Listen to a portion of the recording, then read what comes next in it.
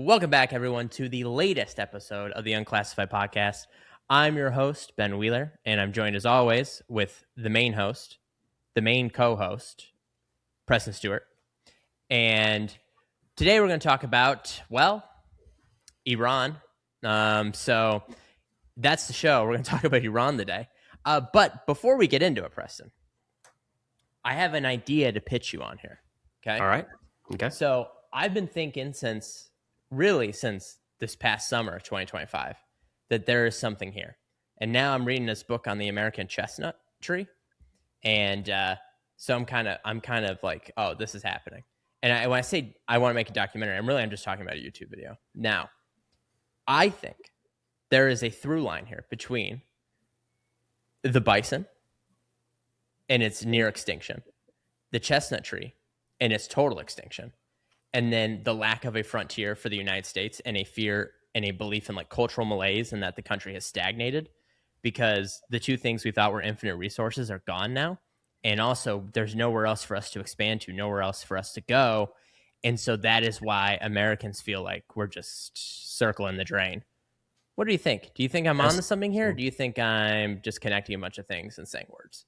I don't know. That's kind of depressing. You can unpack that one a little bit, maybe in your documentary. Looking forward to seeing that. Right. And it gives me an excuse to go see some bison. But Preston, speaking of bison, not speaking of bison, I like bison, but also you're on my old stomping grounds of Penn State University. Penn State. What was it like, campus, dude? Man. Did you see my statue? No, must have missed that. So we got a picture next to the Nittany Lion. Beautiful area out there. I grew up in Champaign, Illinois, so University of Illinois, going to all the basketball and football games. Everything is orange and blue. So it felt like being home. Just kind of, it's a rural area, and all of a sudden there you are in the middle of a giant Big Ten campus. And that was cool. So it felt really good being there. Really cool area.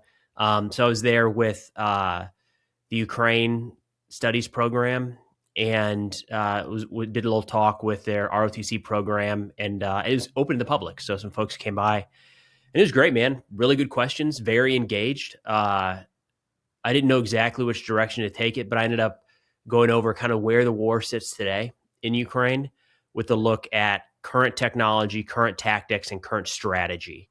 And then, man, they just peppered the questions, like really good, detailed questions for a while. But it was great getting out there, dude. Of course, dude. I think State College, Pennsylvania, growing up in State College, Pennsylvania is horrible. I would not recommend it to anybody. But going back as an adult, you're like, it's not too bad, right? You're like, you kind of got everything you want. And, but again, you are in the middle of nowhere. You aren't essentially a valley and surrounded by mountains. But, hey, that's the Pennsylvania wilderness for you. Now, before we begin, though, I would like to, I guess this is us beginning here. You can tell we've missed a week because we're kind of, we're not on it today, but we're going to get into it here. So the president. Hey, before just an admin thing, before we get started, I know you took a good chunk out of your chin today shaving.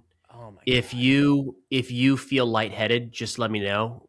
You start to get a little woozy or anything, just raise your hand and I'll take over. So just want to put that out there. It's the first time I've cut myself while shaving in like 10 years. And it was rough, folks. All right. It was 4 lines of contact. I don't even know if you can see it, but I was bleeding like a stuffed pig. We can see it. I was bleeding.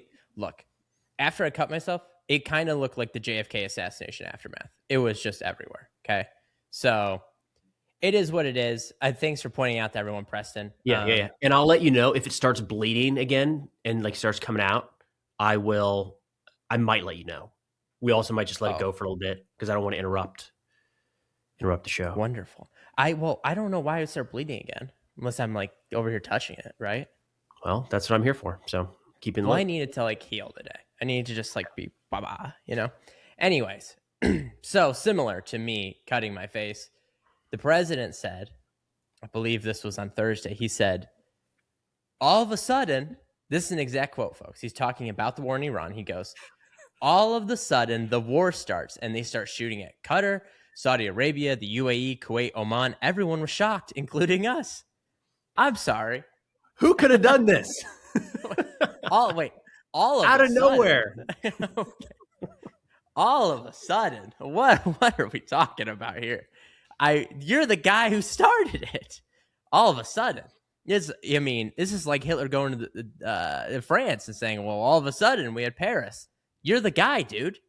So nobody is more shocked about what's going on than the president, who I have now started calling Nostradamus, because he is always saying, "I predicted this would happen." But did you? Because things right now don't look great, and you predict it's going to happen. Whatever. But he jumps between "I predict this was going to happen" and "nobody could believe that this was also going to happen." Nobody saw it coming. Yeah. So he is. That's why I call him Nostradamus, right? Which I guess is you don't seem too amused by that, but I just it's frustrating at this point, man. It is very. There's a lot of criticism back and forth around the conflict. And I had a good friend yesterday asking, like, if it wasn't Trump doing this, what would the level of pushback be? Like, would it be the same level? And I think it's impossible because Trump brings some variables in here that are unique in a lot of ways. But a part of it is, as we watch this playing out, it's very hard to look at it and say clearly everything is going according to plan. Just yesterday, there was news that we're talking about another 10,000 troops. We're up to 17,000 ground forces, either on their way or planning to go to the Middle East. We're 1 month into the conflict. If that was a need, there were a bunch of areas we could have staged them before the war began. And it's that kind of thing that, like, we just flew B-2 bomber missions out of Missouri yesterday. Like, what are we doing? What are we flying? Yeah. On the point of, well, if this was any other president, to be this much pushback, I actually do think that. In fact, I think any other president would have been impeached by now or sidelined, because it is hard to think, no matter what you think of them or their politics, it is hard to think of President Obama or President Biden going into an invasion that does not seem to be completely planned down to the minute, right? We saw that George W. Bush himself, he didn't do this, right? He invaded 2 countries, right? And these were very well planned operations. It's impossible to think of Clinton it's impossible to think Clinton doing that, of course. And then Bush's dad also did the same thing as his son. But he built up forces. That was Desert Storm, I think, is the United States' greatest military accomplishment, right? At least perhaps our greatest wonder, and just the pure dominance shown there. So I think the point's nonsense. They go, if it was anyone else, nobody else would have done this. And certainly, part of it is, would have, yeah. Part of it's self-inflicted too. And this is what I mean when I say that it's unique to Trump, is he, right out the gate, this is going to be short. This is not going to be very long. And then, dude, what was it? The first week we started hearing that we've already won. And look, last night, there was an Iranian drone and missile attack that hit Prince Sultan Air Base in Saudi Arabia, and there were as many as 12 Americans wounded, some seriously, and a number of aircraft appear to have been damaged and or destroyed. By no metric have we won this war. You can make arguments, and personally I'm in the camp that debating in the middle of a conflict who's winning and who's losing is a pointless endeavor and doesn't actually serve any purpose at all. You can have that debate, but we have the president of the United States saying that we have won, as in past tense, the conflict is over. So of course, then people are going to say, well, then why is it still going? Why are we he has created a sense of impatience with this that did not need to be there. The way to have approached this is, again, if you're talking about trying to gain public support, international support, is being honest and saying, hey, we have a plan to try to complete all of our objectives in 2, 3, 4 months, whatever it might be. But, war is messy, war is complicated, and war sometimes goes in directions you don't anticipate. We're getting none of that. Anybody that raises those questions of, you remember Hegseth, every time he goes in front of a camera, he yells about how there's no escalation. Bro, the Houthis joined yesterday. Hezbollah is conducting more operations into Israel, or at least they're more active right now than they've been in years. The Iraqi militias are firing drones at U.S. bases. Iran continues to strike their neighbors. And get out of here with there's no escalation. or there's no expansion of this war. We have eyes, we have ears. And I think that's part of it, is this gaslighting around the conflict is unique to this degree. I fully agree. I also think part of the issue here is, as you highlight, it is a communications issue, which is we entered this war with 4 different rationales for it that circulated based on how the president felt that day, or how Scott Bessent, who for whatever reason is messaging on the war. Chief War spokesperson, Yeah, Chief War spokesperson Scott Bessent. It kind of circles around here, right? So there's no clear reasoning. But also Trump won't attach himself to any actual rationale for the war because the material reality of things doesn't matter to him, right? The only thing that actually matters to him is getting a win and looking good, right? And so that conflicts. If you tie yourself to a goal, then you just can't declare victory randomly, right? And so he won't tie himself to any objective or goal, because that would diminish his capability of making this argument, right? So there's that. I also think the messaging around the war has failed, and the reason people are looking at this and going, well, are we winning? Are we losing? Right? This is that the way they talk and the way they present things is that they show it as if the United States is invulnerable, right? That nothing can harm it, and that we are invincible to some extent. And I do think that's the wrong way of going about it, right? Which is, you're supposed to go into war, at least the way I understand it, right? Which I was a kid when these arguments are being made, so perhaps you have a different view. But it is that we go to war not because we want to, but because we have to, right? As not necessarily crusaders for freedom, but as, the people who have to act because we are the indispensable nation. The messaging here, the Call of Duty edits, the video game edits, the way they're talking, Pete Hegseth saying, we're going to kill as many people as we can, yada, yada, yada, it's suggesting that, like, we're out here just doing it for fun and nobody can hit us back. And so when people do die, it's like, well, what are we doing here? Can I run a historical comparison by you that I've been kind of workshopping a little bit? All right. Because there is opposition to this conflict. I was looking up a Fox News poll today, has something like 40% of the voters in favor of military operations here. So just about every poll I've seen, more people are against than are for. But when you ask people if they want to do away with the Iranian regime, they say yes. If you say, do you want the Iranian regime to have nuclear weapons? They say no, and they shouldn't support the proxies. So, like, there's a pretty good consensus in the United States that the Iranian regime is an enemy of the United States, and it would be good if they were defanged in so many ways.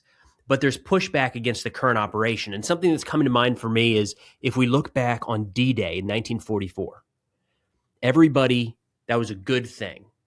We took the fight to mainland Europe and helped topple Nazi Germany. It would not have been a good thing a year prior, even though our Soviet allies at the time, our British allies and our French allies were pushing for us to go earlier. It would have helped them, possibly, had we gone earlier. But we weren't ready. And what Eisenhower pushed back on was, if we try an invasion and we don't have the conditions set, it could set us back for years, and we may never have the initiative to do this again. As in, D-Day was a one-time option.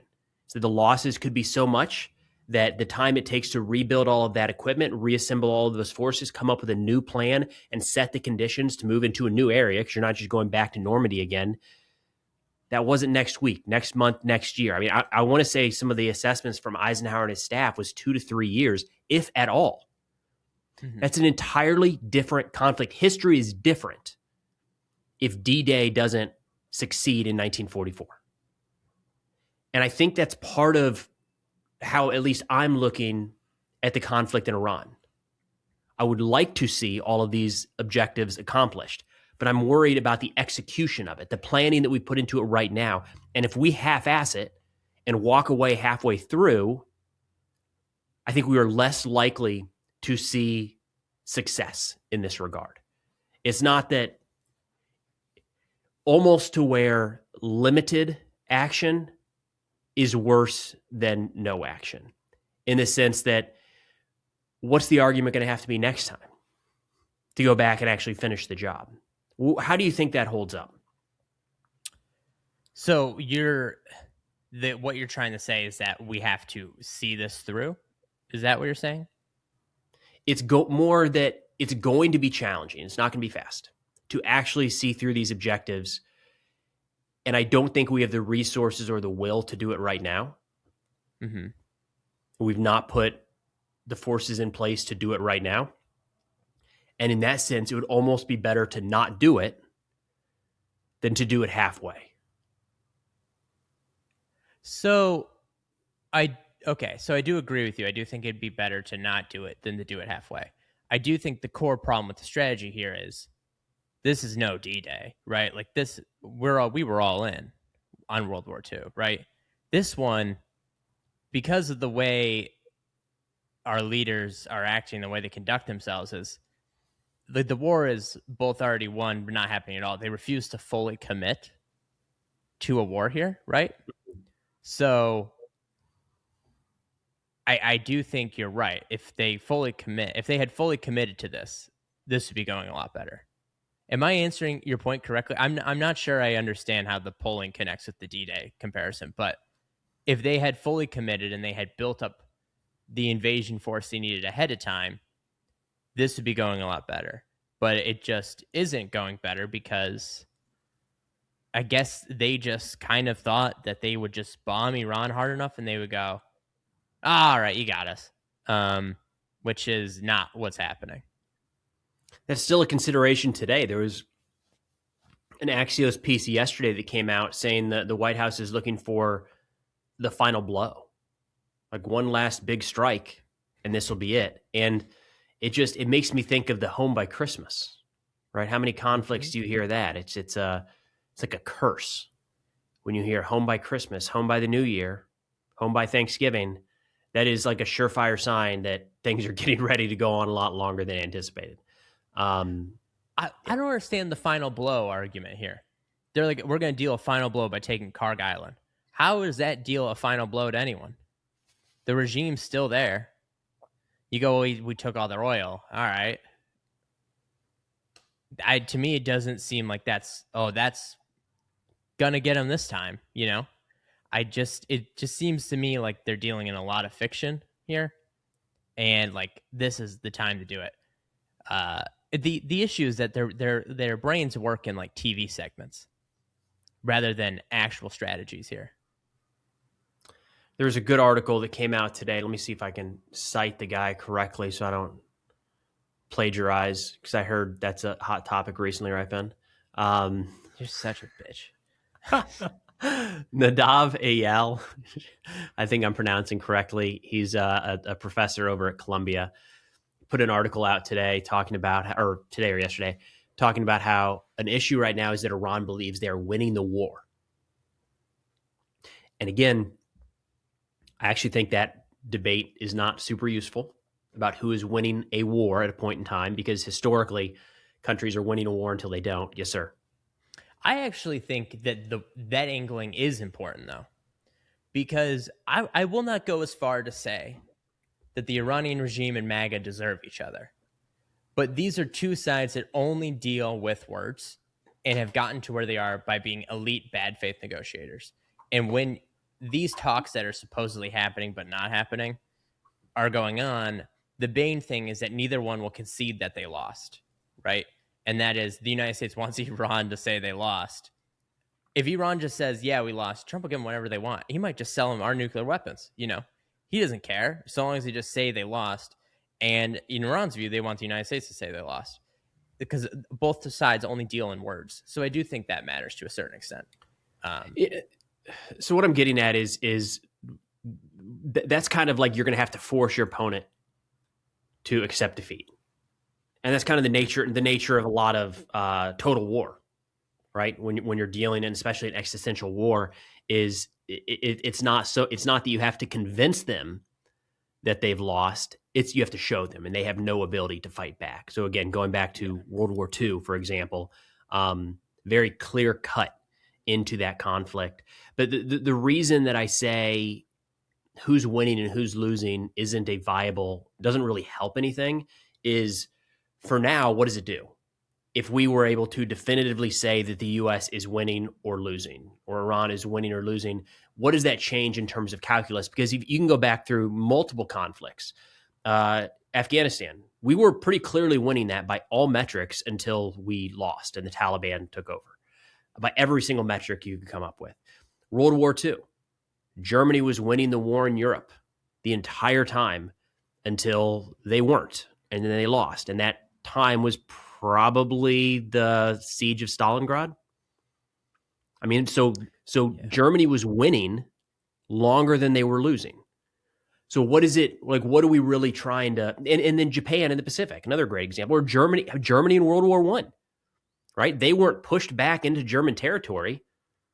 The war ended with them still in France and Belgium. I think there's a debate to be had there, but they weren't necessarily losing any more than the French were losing by 1918. And then all of a sudden they lost because, of course, the country started to fall apart on the back end. So I just don't know what we do with the data point of arguing that, yes, Iran is losing. It doesn't really matter until they cannot act any further. I would almost say, like, I agree with you to a certain extent. I think it's important that we know that both sides are like, they care a lot about the words being used here. So I do think it's true. I also do think you're right. The debate here doesn't functionally matter because, that, like you said, they're winning till they lose. I also think it comes from the U.S. government's inability at the moment to understand what winning and losing means, if that makes sense. Because in my view, Iran has checkmated Trump. They've locked down the Strait, and now there's nothing he can do to get it open unless he fully commits, right? And so I think they have checkmated him there. And to Iran, that's a win. If the United States goes home, they win here. In Trump's view, the only way they can possibly win is if they defeat the entire U.S. force. That's not really true, right? So I guess it's my stance on it is that, like, I think everything you say is correct there. I also just think it comes from people in charge being unable to see war outside of this idea of, like, well, I bombed you, so now you have to surrender. Yeah, I think the Strait of Hormuz is going to play into this pretty closely. So we can make all sorts of different claims around the nuclear program being obliterated, right? It wasn't there, but now one of the key issues is we got to go get that highly enriched uranium. And that was so frustrating, man. We were on this show talking about how obliterated seems like quite the word to be using here. And sure enough, the media got attacked for suggesting that the nuclear facilities weren't completely gone. That's the kind of thing you can debate around. The Strait of Hormuz being open and the number of ships flowing through there is not open for debate. So that is something where we could declare a victory, maybe drop a few more bombs on nuclear sites and say that stuff is buried for the next 80 years. Or maybe say we've trimmed back their military capabilities by 15 years and we'll go back in and do it again if need be. Those are things that we could argue for a victory right now. And look, no doubt, their nuclear program is set back. I don't care the level of destruction that we base that off of. It is set back more today than it was in June, and significantly more than it was before that. Their missile program, their missile stocks are down, no doubt. Their Navy, their Air Force, almost completely destroyed, no doubt. Their leadership, heavily degraded, no doubt. So I don't like the arguments that I'm seeing from folks that Iran is somehow stronger or more capable today than they were before the war. That's delusional. That's not in line with reality. All of those things we could make a viable argument for. My personal assessment would be we got to fudge that a little bit. Like, if Iran still has the ability to sling missiles and drones, that's still an issue. Even if it's only 5 a day instead of 200 a day, I think it's still a problem with this regime. But as of now, they still have the Strait of Hormuz locked down. They're only allowing ships through that pay them or that they strike an agreement with. That is not something we can debate our way around when this ends. So I think that's going to be one of the major indicators. We can declare victory. Iran might still keep that shut until they exact additional concessions. Absolutely. Absolutely. It also just seems like, why wasn't this like thought through ahead of time? It almost feels like they were caught off guard that they were going to shut down the Strait. But that's always been like the big thing, right? Like, yeah, I think you've made a video about what war if Iran looks like. Chris Cappy has. Ryan Macbeth has. Everyone has. And it's always they shut down the Strait of Hormuz. I think something we need to clarify there is that has been in every possible scenario for decades. Yeah. It's not that the planning or the thought wasn't there. It's that someone at some point appears to have downplayed it or doesn't think that it was going to go there as fast as it was. So this isn't like an unknown. It was very much a known. What somebody got wrong at some level from where I'm sitting, they didn't think Iran would do that as quickly as they did. Well, certainly dumb then. Yeah. Whoever that was. I don't know where that sits. You know what I mean? Like, we're talking about the internal decision making at the National Security Council level. Trump blamed Hegseth. Did he really? He said, well, I asked everybody, what should we do here? And he said, Pete was the first one. He said, sir, let's do it. We need to do it. And I was like, dang, he's just throwing everyone under the bus. And then he said J.D. Vance was second behind him and more being so supportive of the war. And I was like, I can't tell if he's like, setting, like, he's just trying to ruin these guys' future careers, or if he's just yapping the yap. But I'm like, oh, Jesus.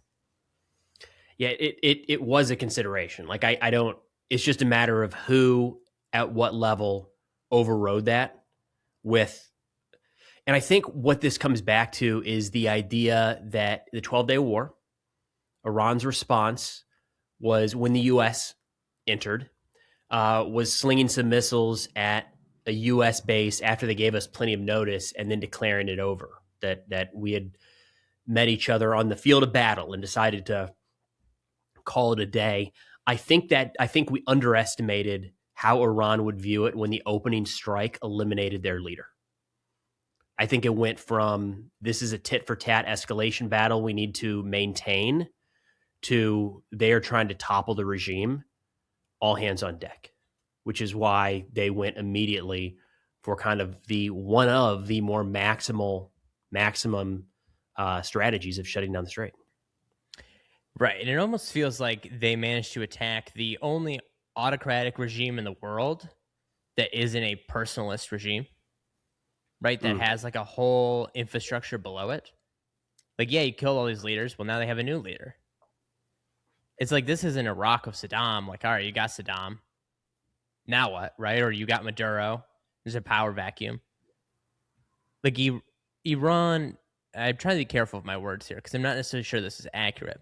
But the level of institutionalism and the level of depth that Iran has in its government matches Western democracies.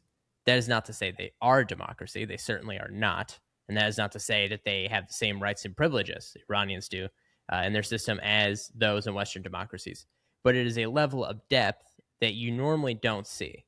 If Kim Jong-un was killed in North Korea, the country collapses in infighting, right? Because it's going to fall to what, a 13-year-old girl or whoever his daughter is. So it's just they went into this with the wrong mindset, in my view.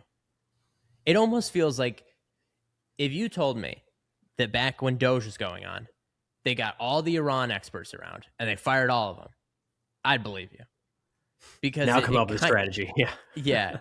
I would 100% believe you, because it kind of just feels like everything we know about Iran, they somehow don't know or are finding out in real time. And you kind of saw that during yesterday's, I believe it was the fourth press conference of the day. Unsure. I lose track of them. But the president said, and the reason nobody will go through the Strait of Hormuz, even if it's 99% safe. If there's a 1% chance that a missile's going to slam into the side of their big ship and sink it, then they're not going to do it. Now I was like, welcome to 2 weeks ago, dude. And he does that thing where he finds out something for the first time and then he lectures the rest of us as if we didn't know. Another example of this is my favorite one, Preston. He was honoring Babe Ruth. He was giving post what is it called when you give someone a dead thing after they're gone? Posthumously? Posthumously. I would say that was giving Babe Ruth the Presidential Medal of Freedom. All right, whatever, you know. I don't think Babe Ruth had any kids, so I wonder who it went to. But he said, and a lot of people don't know this, Babe Ruth was a pitcher before he was a hitter, and he used to play for the Red Sox. Now I was like, that's crazy. And you go, and many people, they don't even know that he pointed to the outfield at Wrigley Field and he said, I'm going to hit it out of the park. And then he did. What? I was like, wow, dude, that's like, those are like the 3 core points of the Babe Ruth story. Congrats. Welcome to being a 5-year-old boy again. Okay. Like, what are you talking about? Everyone knows that. That's Babe Ruth, you know? So every 5-year-old boy who plays baseball knows that story. So, and he played baseball. So whatever. So he does that. And that's an example of that. So I don't know. It just seems as though this is the deaf leading the blind. But also, and this is starting to become a real frustration of mine, is we do not appear to be learning from recent examples. I went on a long rant in yesterday's video about the drone strike and missile strike and Prince Sultan base, and we've got aircraft just sitting out there in the middle of the runway. What are we doing? Ridiculous. No excuses at this point. To not do something to try to at least obscure those targets. My God, they're just sitting ducks. So that's a problem. I don't know what we're doing there. But when it comes to the shutting down of the Strait of Hormuz and President Trump making this statement of like, it just takes one missile, right? That's what we saw with the Houthis. That was the whole thing. They didn't sink every ship. They didn't even target every ship. They just fired a few. Now they were trying to, no doubt, but like they weren't shooting with the intention of missing. And they were going after commercial vessels, and then they were going after U.S. military vessels. But like shipping is still not back to its normal levels there. So like we have an example that shipping will be depressed for a long period of time because these companies and insurers get nervous about it. How on earth did we look at that and not go across the peninsula and say, could that same thing happen here with one drone? Or again, even without a drone, a simple threat of Iran doing something. That was enough to stop ships moving through the Bab el-Mandeb Strait. When the Houthis just came out and said, we will target anyone that is not, or at one point they said, we're only going to target Israeli and American ships. And then they just started slinging drones at everybody. The targeting was a little bit off there. But that threat alone caused shipping to fall off a cliff. How that doesn't appear to have been a calculation here is maddening. I fully agree with you. And you said before we started recording that the Houthis have entered the war? They're in, yep. They earlier today slung a few missiles at Israel. Interesting. Do you think if they start hitting ships again in the Red Sea, do you think that forces the U.S. fleet further away from Iran? So we've got another aircraft carrier heading over now. I don't know if you saw that, but we've got another. We're up to 4 now. Is it 4? Yes, well, no, one is coming back and it's in repairs right now, right? No, the Ford is, even though it's in repairs, it is still in theater. Okay, gotcha. Because their toilet lit on fire, the laundry room. Laundry lit on fire, yeah, something like that. And then you have the Lincolns there. And then, of course, the George H.W. Bush, which is most famous because I was on there. And then America's Mayor, he doesn't go to just any aircraft carrier. And then there's another one there. Is it the Truman? No. Eisenhower? Lincoln, I think. Lincoln? No, I said Lincoln. Lincoln, Bush, Ford. I don't know. Another president. So, anyways, the issue there, we've already got more assets going in. But the Houthis have a couple options. Right now, it's already going to be a headache for Israel having to dodge drones and missiles from their south and intercept those. We know the interceptor question. Wherever you fall on that, that we have more than we could ever possibly use, all the way down to we're running low. This is another direction now that Israel and possibly Saudi Arabia and maybe some others are going to have to defend from. So it further stretches what needs to be defended in terms of airspace. That's a challenge. There are pipelines running west through Saudi Arabia to the Red Sea that some oil has been able to get out each day, even with the Strait of Hormuz closed. Saudi redirected some of their flows that direction.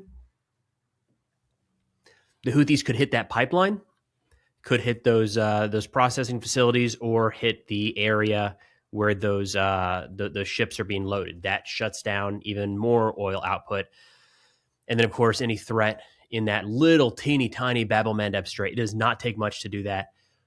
What we saw during Operation Rough Rider was a surge of U.S. forces into that area to try to keep it open. I don't think that was... This is one of those where, like, we kind of got to that end state, but we really just agreed on a ceasefire with the Houthis and didn't solve the problem.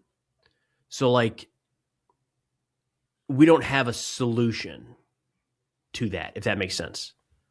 We killed a lot of them, took out a lot of their launchers, a lot of their drones, a lot of their air defense systems, but didn't stop their ability to project power into that waterway. I mean, this is kind of like the core issue here, where even like people who say the United States is pulling away from the world, and you go, well, maybe only one party is. They go, well, that's not really true. The United States is just refusing to defend its global interests as a whole, right? Because Biden knew at the time, remember what he said? Are the strikes on the Houthis working? No. Will they continue? Yes. Word. Word, man. One of my favorite lines of the last few years. Yeah. It's like, it's great. Okay. I think it's the funniest thing he's ever said. Okay. So he's like, he knew at the time he was going to have to deploy ground troops to make this thing stop. The same way Trump knows that the only way to open up a strait is to deploy ground troops. So there's just, the United States does not have the appetite, or maybe its leaders are weak to defend its global interests. And I think people are taking note of that, right? I also think if the Russian invasion of Ukraine happened in, say, the 90s, I do think you see U.S. forces in Ukraine, right? I think if this Houthi nonsense was going on, even the 2010s, you have U.S. troops in Yemen. I think there is a serious lack of appetite and vision as to how to defend our goals. And I think a lot of that is because nobody quite knows what it is that we should be doing as a country, foreign policy wise. That is a big complaint Henry Kissinger always had. God rest his soul. They're gonna, that one, when I run for office, they're gonna cut that. That's one. Gonna be the one. Yeah. They're gonna say he said, "God rest." Look, I liked his books. Then I found out what he did in Laos, and I can't support him now. You're out. Okay, I'm out after I heard Laos, but the books were good anyway. So Kissinger always complained that the United States had no foreign policy. It was just like whatever it felt like doing. And he said, well, maybe a country as powerful as the United States doesn't need a foreign policy. I don't know. He debated with himself a lot in that book. I believe it was In Diplomacy, or maybe it was On World Order, one of the two. But he debated with himself a lot over what exactly should be happening here. And I kind of think that nails the thing on the head here, is that the United States has no actual foreign policy at the moment. Biden's goal here was, okay, we're going to support Ukraine. That makes total sense. We're going to build up our allies. That makes sense. When it comes to the Houthis, it's like, well, I don't know. I guess we'll just bomb them. With Trump, there's really nothing he says he's going to do to Cuba, what he did to Iran. He's kind of just going around disposing of leaders, it seems, or launching wars. It just seems like no one has any appetite to do what it takes to protect our interests. I have a domestic political question for you with this, Ben. Well, I'm America's mayor, so you're asking the right guy. Yeah. Again, most polls show less than 50% support for the war. Mm-hmm. which means that there probably are some Republicans that are not in favor of what's happening. We've got midterm elections coming up in a few months. Do you think it seems like Trump has been pretty attuned to polls, even though he cites some crazy ones from time to time? He tends to Minnesota, good example. The public perception kind of turned there, and he really seems to have walked that back. Mm-hmm. Do you think that's in the cards here? Does it not matter? How will the current perception of this impact elections, or will you see people starting to come out against it, for instance? So you're already seeing people come out against the ground invasion. I've already seen quite a few Republicans come out against it, saying under no circumstances should ground troops be deployed to Iran, after they got out of the briefing telling them that we were going to deploy ground troops. So you're already seeing that. In terms of, like, do I think he'll pull back on the war? No. If it becomes more politically unpopular, will he respond to that type of feedback? No. I mean, there is always a chance that he could just unilaterally pull us out, you know? There already is reporting that he's bored of Iran already, which is always great to hear, especially, I'm sure if you're a Marine getting served steak and lobster and you go, yeah, the president's already bored of Iran, you might be thinking, oh, great. Yeah. So I don't think he pulls back. I think he's in a position where he can't really pull back. And part of the reason is that his best friends, Saudi Arabia and the UAE, are, I don't want to say bossing him around, but we'll get to that in a second, are not really going to let him back away and just kind of run away. And also, to him, this war is good. He doesn't actually know that the public opposes the war. If he did, he would be making the case for it. He doesn't. As we have found out, the only briefing he gets on the war, in his eyes, the war is going great. The only briefing he gets on the war is a 2-minute video montage of the best strikes of the day from the U.S. military, because he will not read a brief. So I don't think he pulls back. In fact, I think this does haunt them and sink them. I think there is a huge oil crisis coming that people don't even know about. The Philippines, if this war extends till next Friday and then suddenly stops, the Philippines will have already run out of oil because it takes another 30 days for it to get to them. So they're already on fumes here. As soon as the Philippines, these poor nations are not going to have oil. And that does, everything's so interconnected that is going to reverberate across the board. Even if the war ended right now, right as this video is posted, you're still going to have huge gas and oil shocks. And of course, fertilizer. They're expecting a food shock. Aluminum. I mean, part of the aluminum thing is crazy. I don't know if you saw this. They're calling it the world's dumbest tariff because we put such a huge tariff on Canadian aluminum. We are now getting most of our aluminum as a nation from the Middle East, which can now no longer get to us because the Strait of Hormuz is mined. And so you could repeal the tariffs on Canada, but that would mean it's like the trolley problem or like the train problem, where there are two people on tracks.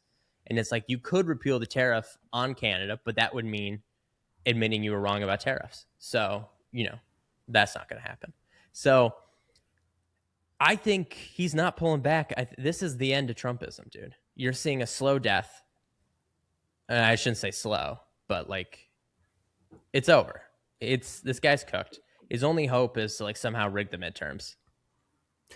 It's an interesting point you bring up. There was an article this week saying that most of President, and now to parse this out, it said the president does have conversations with intelligence officials and military officials. So he's having other conversations, but they said that the bulk of his briefing is the most effective U.S. strikes over the past 48 hours in a 2-minute reel or something like that.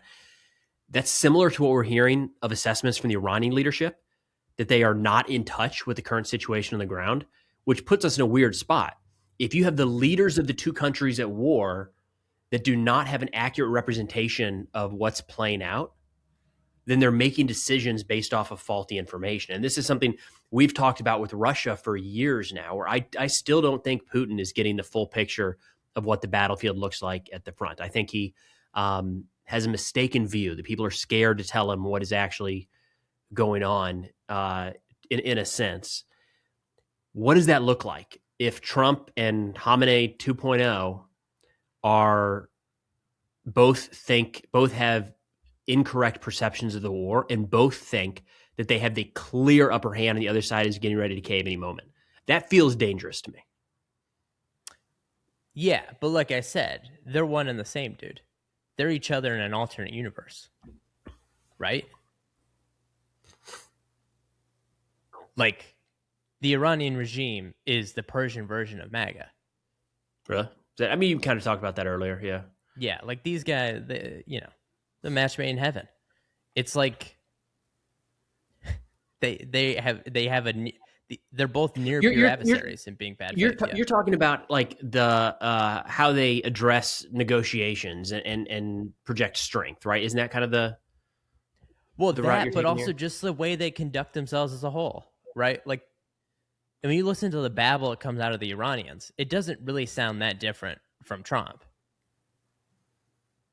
Right? Yeah, I want to. Well, hold on. I want to draw the line here because I mean, this is a brutal regime that has done some awful things. So I have some disagreements with MAGA, but I don't think I want to make sure you're not drawing that comparison. No. I'm not saying that Trump is as bad as the Iranian regime. He may have his own secret police force that kill U.S. citizens in the street, and he deploys them in airports and does whatever he wants with them. And he may be investigating journalists for domestic terrorism. But the Iranians have done much worse, right? So I'm not comparing them. What I'm just saying is that these are the same movements of that. These are populist movements of they only operate on words, right? And they seem to revolve around objectives that are not actually real. And it is all, in their eyes, how things look rather than how they actually are on the ground. Does that make sense? Yeah. They're also both churning out some pretty cringe edits about the war at this point. Dude, so take your pick on that one. Right? I can't, it boggles my mind. But speaking of theocrats, as you know, the Pope is American, which means he is just as messy and willing to give his opinion as the rest of us. And I think he makes a great character addition to season 6 of Trump. And he came out, he had his Secretary of State come out and said that the war violates Catholic teaching and said that it is foolish. The war is foolish. Well, this went over really well, as I'm sure you can imagine, because Ted Cruz then suggested there was a secret plot by the Catholic Church to overthrow the U.S. government. True. Why do you? I mean, that's why they put J.D. Vance and Marco Rubio in place. Both big Catholics in the line of secession there, but kind of crazy that the Pope is being as outspoken as he is.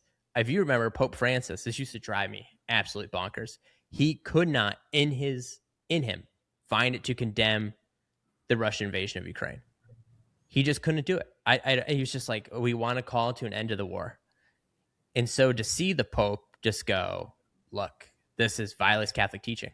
I believe I saw someone say this is the first time since the Papal States unified or dissolved, one or the other, that the Pope has issued a statement on an ongoing conflict. Which seems crazy to me. Yeah. But like I said, I don't know why it's shocking to anyone. The guy is an American, so he's just as dramatic. Right? He's a Chicagoan. Yeah, you think this guy, you think he's going to hold back his thoughts? Absolutely not.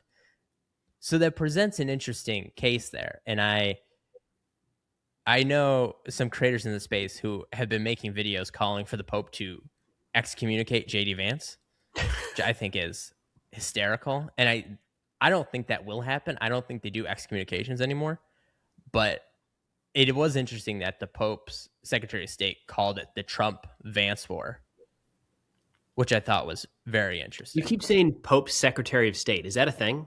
The Pope has a Secretary of State because the Vatican City is a sovereign nation. Interesting. Okay. So he does have, it's Cardinal Paladin. It was thought that maybe he was going to win.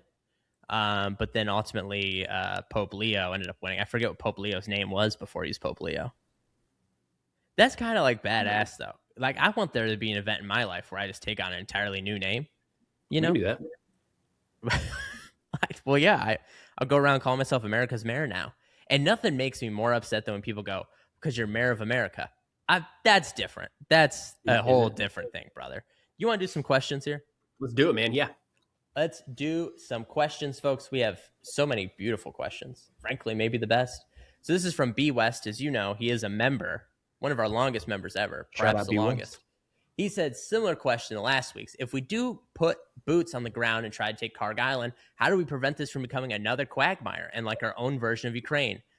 And then in parentheses, he says a larger power being stopped by asymmetric warfare from a smaller country. And at what point do we start actually calling these conflicts World War III? I am in the camp of World War III likely started a few years ago. I think it actually had to do with the North Korean involvement in the war in Ukraine. I think that's the date we're going to look back on. Maybe you could go to the Iran providing missiles to Russia that were then used, or drones, excuse me. But I think we're there. It's a matter of, again, when you go back to World War II or World War I, they didn't start by being called World War II. They were, World War II there was a conflict on the European continent, and there was a war happening in Asia. And then at some point it was like, oh shit, this again. So I think there's that. Yeah. I found out via a Ryan Macbeth video from like 2 years ago that at the time, after the Germans took France and the lowlands, that it was just kind of thought that the war was over. And they said, when will World War III be? Because they just couldn't imagine that there would be another entry to the war, right? Like, it's like the 30th entry at the Royal Rumble. Yeah. Did you ever watch wrestling growing up?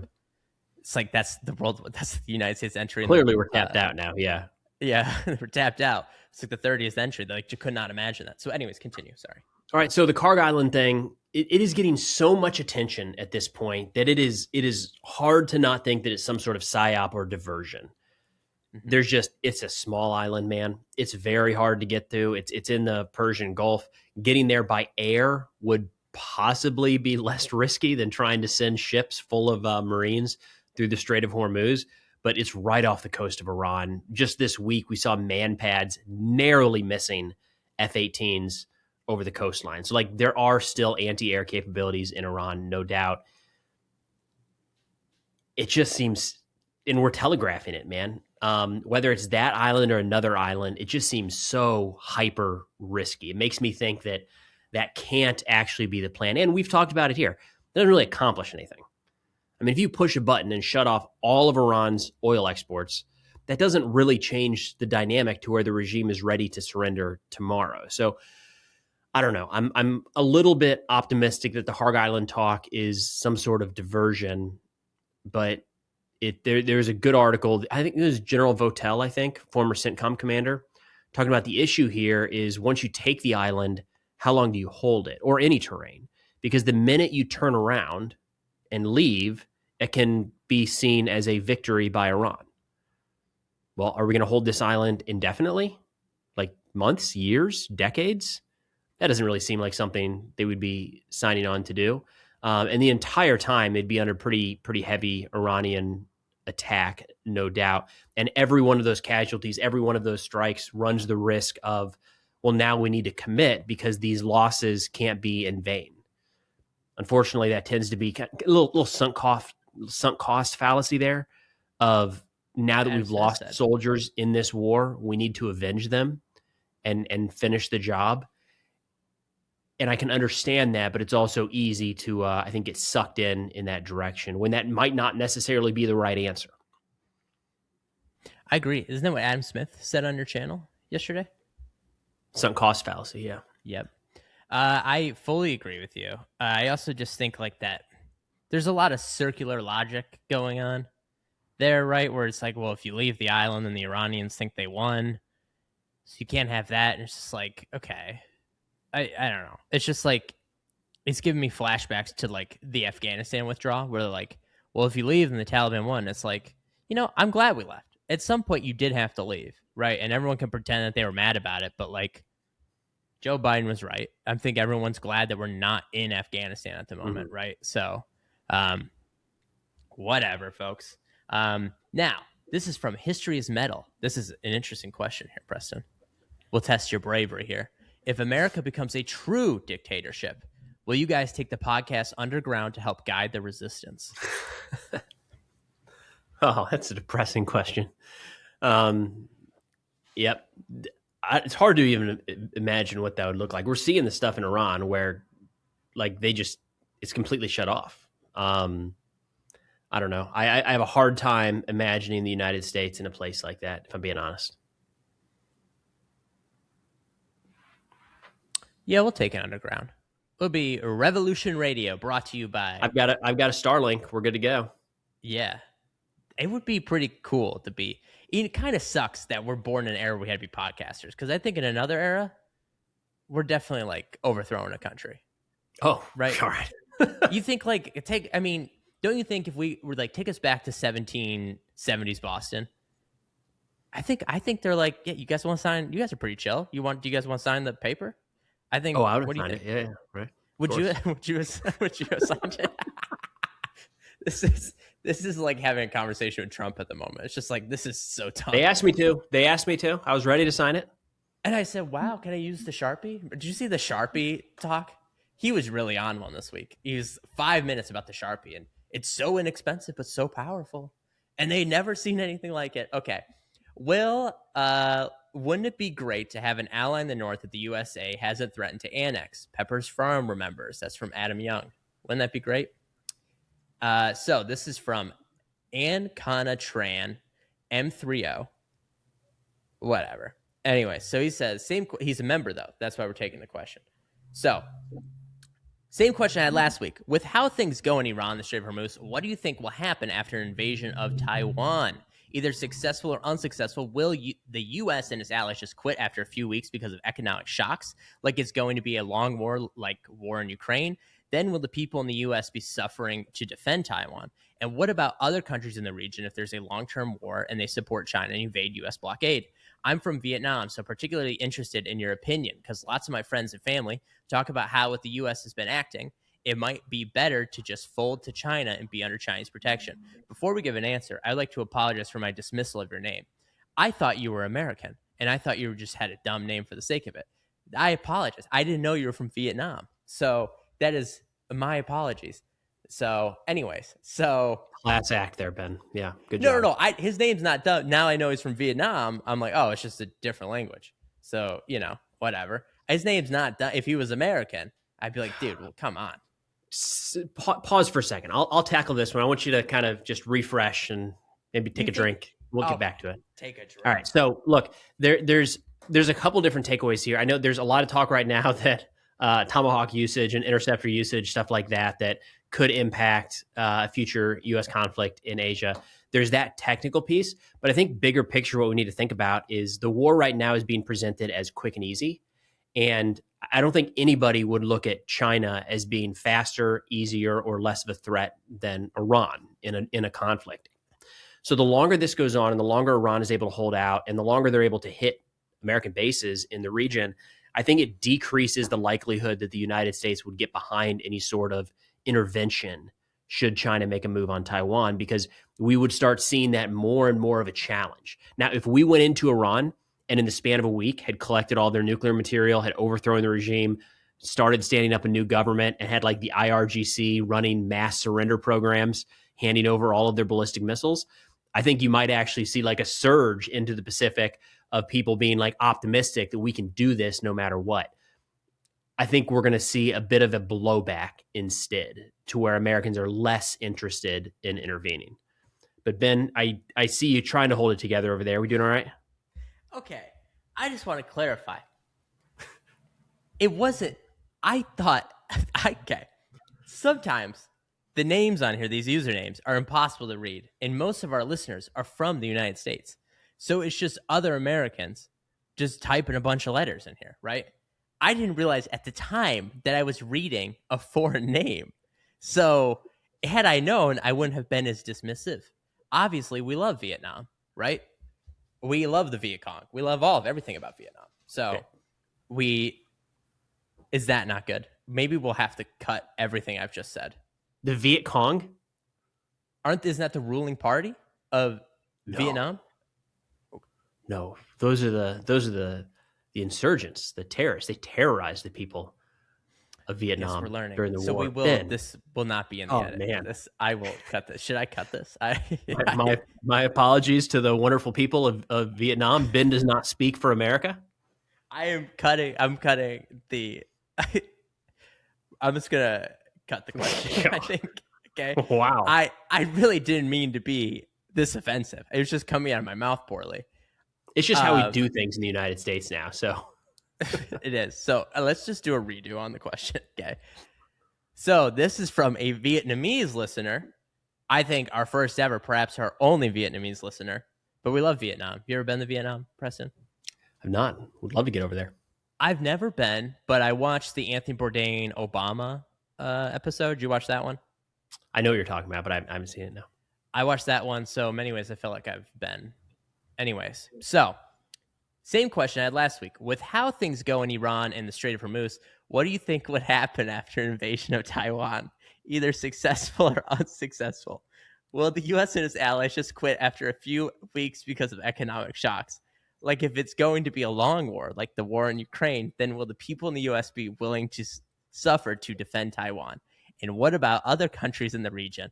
If there is a long-term war and they support China and evade U.S. blockade, I'm from Vietnam, so I'm particularly interested in your opinions because lots of my friends and family talk about how with the U.S. has been acting, it might be better just to fold to China to be under Chinese protection. What was so funny while you were reading that question? I didn't take any of that to be funny.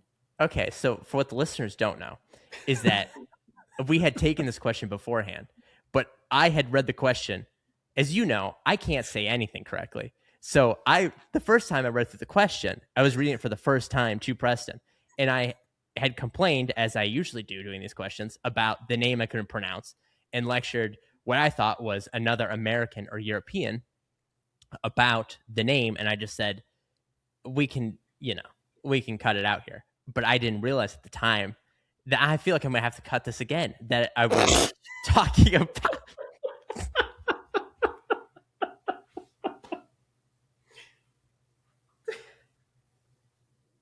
You also gave a quick shout out to the Viet Cong. Yeah, I did. What? I was panicking, so that's.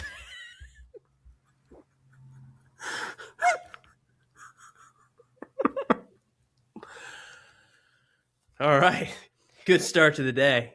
Okay, so you're gonna answer this question. Answer it again. Just take the old clip. I already answered it. You're right. Okay, I'm gonna say the same thing. Okay. This is from Zachary Evans 101. He's been a member for 6 months now. Hey guys, the energy crisis caused by the Iran conflict is going to start seeing tangible effects in the Asian Pacific over the coming weeks. Combined with Trump's rhetoric regarding regional allies, Japan, South Korea, Australia, do you think that the conflict has now made an anti-Chinese deterrent in the Pacific untenable? Thank you. A concerned friend from down under. Oh, he's from Australia. Interesting. And then he said, bonus ask. Did Preston serve with any Aussies in Kandahar? I'll address that last one first. Unfortunately, no. We had some Brits, some Canadians, but I did not get the pleasure of working with any Aussies, unfortunately. Never did. I was pretty, lieutenant captain, kind of low ranking in the general scheme of things. So didn't get a lot of international experience with our great allies around the world. But yeah, I think there's a real concern here that, and this, I think this started with, or is kind of exacerbated by the tariffs, is there's a lot of countries around the world where China is not the preferred option for any number of things, military, economic, whatever, but they are an alternative.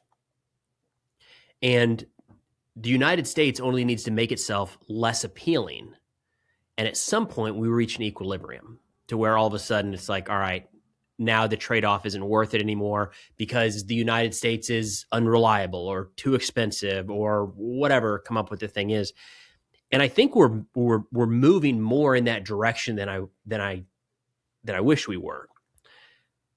That's a big jump for a lot of countries. China is not, in a lot of ways, would not be a very good ally. But yeah, there's a slide in that direction recently. I would feel like this war probably adds to that. But the big question is, how far do things have to go before somebody would actually? I mean, we've seen Canada start to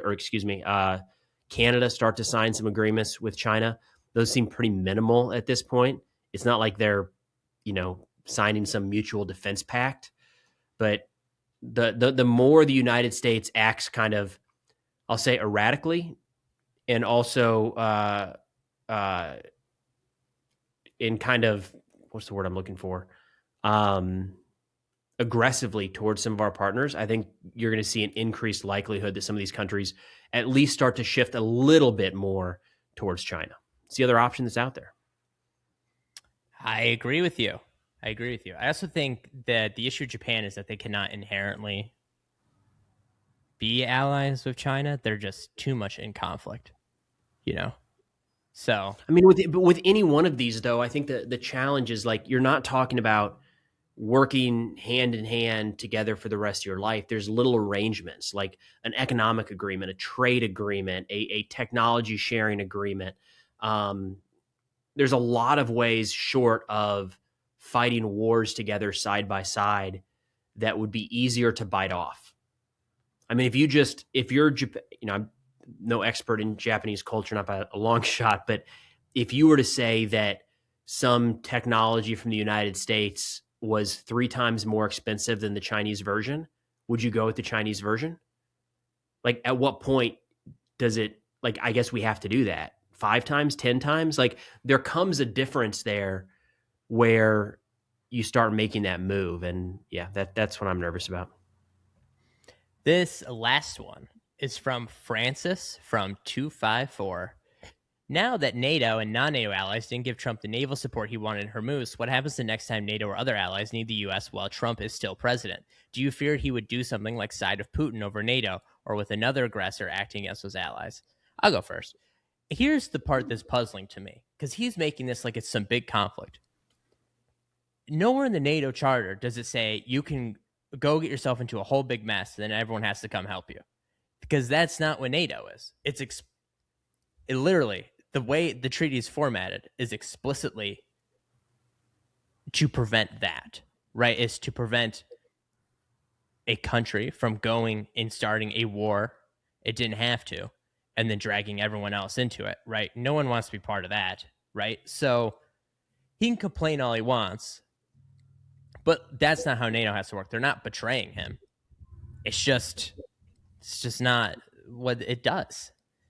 Now, what happens if they need help while Trump is still president? Dude, I have no idea. I think the U.S. Congress maybe forces his hand, but he ruins it. I don't know. Maybe that's giving too much credit to Mike Johnson. Now, do I fear he would side? Yeah. Are you kidding me, dude? If troops rolled into Estonia tomorrow, Trump will say, well, I just want the killing to stop. Putin told me that Estonia used to be part of Russia, and so we're going to look into it in 2 weeks, and we're going to do something about it, and that'll be that. Right? So, what do you think, Stu? I think NATO's in some trouble here. If the alliance really does get pushed, the argument that I see being laid out is it's not our war. That's for Europe to handle. That's what they need to be able to take care of. It's right there in their backyard. And right now we'll talk about focus on the Western Hemisphere or focus on Iran. I don't know that it would necessarily be siding with, say, Putin over the NATO alliance, but it would be dismissing that, I think. It just seems like the alliance is weak enough right now. Fortunately, Russia's a little bit tied down in eastern Ukraine, but I'm sure they have to be looking at this wondering why not test it out? Sling a couple drones into some of the Baltic states and find out exactly how united the alliance is, because, spoiler, it's not, or at least with the United States right now. Without a doubt, dude. Without a doubt. Well, folks, if you enjoyed this episode of the Unclassified podcast, feel free to give us a like, comment, subscribe. Tell us where you're from. And global audience. We do have a global. We're like, you know how Pitbull's like, I miss you worldwide? That's kind of like us. Yeah. Yeah, of course, that's We what are I'm Mr. thinking. Worldwide. Yeah. We're bigger in no other country. Do you think people listen to us in Iran? Not right now, but previously, yes. You think so? Probably. I've gotten some message. Yeah, I've gotten some messages from people in Iran. You think we're the heart and soul of Iranian media? Maybe. Right now, the internet shut off. Probably a bit of a challenge, but I'd like to think that we've got something there. Actually, if you would like, we can play a little game right now. I actually have the numbers in front of me. If you would like to guess where most of our listeners are from. Well, actually, I will have you this. What do you think is our most translated language on YouTube? Most translated French. Arabic. Oh, interesting. Arabic. Okay. Now, where do you think? So our top 5 countries: the United States, Canada, the UK, Australia, Germany. What is number 6?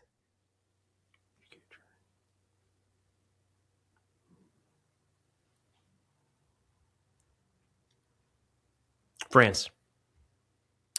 Israel. Mm. France is all the way down here in, I believe, the 20s. Oh, okay. Like at number 20. Ukraine, though, is number 9. I'm trying to find if there's an interesting one. Pakistan at 30. We do not have any Iranian listeners. That's devastating. VPNs, man. They're probably using VPNs. I wonder if we have any. Oh, we do. Okay. Guess at what number China's ranked for us. 17. Nope. Wait, are you looking at the numbers on your end? No, I don't think I have it. Oh, it is number 11. So you thought I was looking at the numbers and I still got it wrong? Well, I don't know if I would have to count. I'm not going to count here. So it looks like it's 11. So, which is pretty impressive. Yeah. They're somewhere out there right now. There's a guy on Instagram who has a marvelous Trump impression. He lives in China and he learned English. My understanding is, according to a video he made, via watching Trump. So he talks like the president and he does the hands and everything. Hilarious. It's the same way the other guy who makes the light videos you see on Instagram or TikTok a lot. Yeah. And he's got the Cajun accent. He learned it via, what was he doing? Was it watching like Louisiana movies in Louisiana or something? Crazy. I don't know. Anyways, so somewhere out there is a Chinese kid listening to this, learning English for the first time, and he's picking up on all my phrases. So shout out to him, but also I'm sorry about that. All right, folks. We'll see you next week.